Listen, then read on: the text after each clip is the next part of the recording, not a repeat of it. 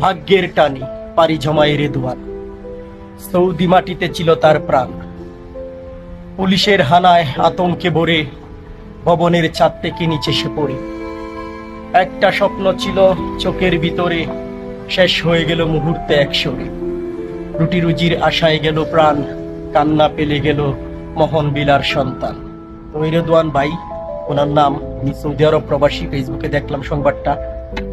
উনি সৌদি আরবে ছিলেন, কিন্তু ভবনের ছাদ থেকে পড়ে ওনার মৃত্যু হয়। পুলিশের বয়ে তিনি দৌড় দিয়েছিলেন, হয়তো তিনি অবৈধ ছিলেন। যাই হোক, আল্লাহ তাআলা ওনার পরিবারকে সেই কষ্ট সহ্য করার তৌফিক দান করুক এবং ওনাকে আল্লাহ বেহেশত নসিব করুক। আর আল্লাহ তাআলা সকল প্রবাসীকে হেফাজতে রাখুক, এই দোয়াই করি। আল্লাহ হাফেজ।